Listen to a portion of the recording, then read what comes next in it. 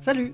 On reste en Haute-Provence cette fois, pour vous emmener à la rencontre de 2 villages abandonnés dans les collines, comme il y en a des dizaines d'autres par ici.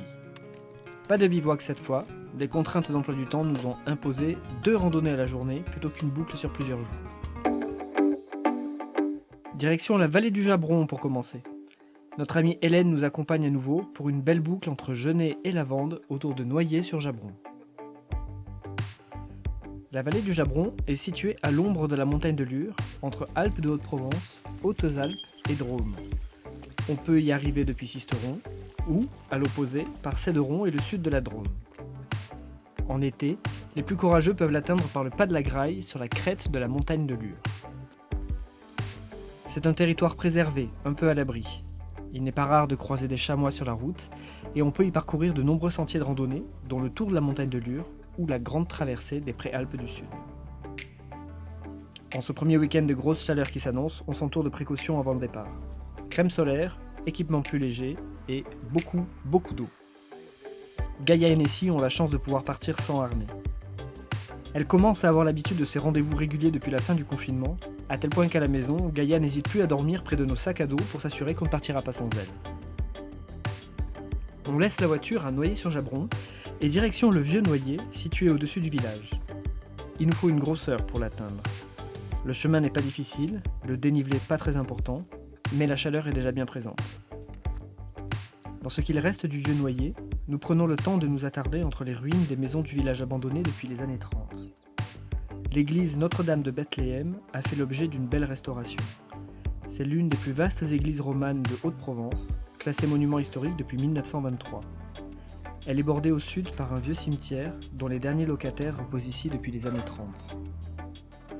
Les ruines du village sont émouvantes et on ne peut s'y balader sans y être touché par l'impression que le temps s'est arrêté, comme si le dernier habitant venait juste de fermer une porte derrière lui pour rejoindre le village en contrebas et les avantages de la vie moderne. Des vestiges de son enceinte médiévale au cimetière, en passant par les maisons plus ou moins bien conservées, c'est la vie de quelques 6 siècles d'histoire qui semble figée dans ces pierres immobiles.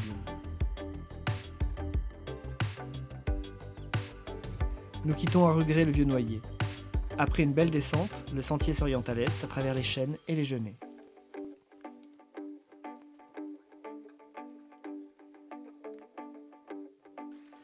La pause déjeuner se fait tout près d'un ruisseau. À notre grand étonnement, nous croisons plusieurs cours d'eau non asséchés, ce qui permet à Gaïa et Nessie de boire régulièrement, voire de tenter de quelques baignades.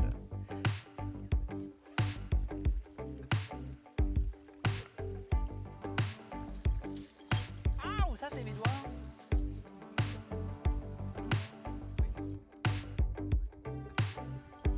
Sur les hauteurs de Beuvon, nous rejoignons le GR du Tour de la montagne de Lure qui s'oriente plein sud pour dévaler les collines et rejoindre le Jabron près de la départementale.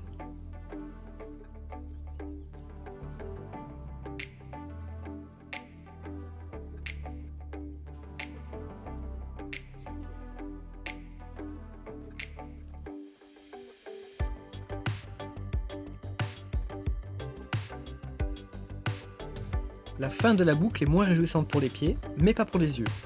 Les derniers kilomètres se font sur une petite route goudronnée qui longe d'immenses champs de lavande.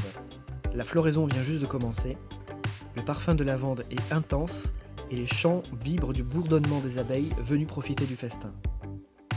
Enfin, juste avant de rejoindre Noyers, nous retraversons le Jabron.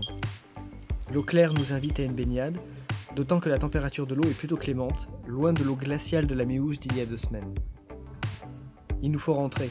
Nous gardons l'idée pour le week-end prochain, en fin d'une randonnée moins longue.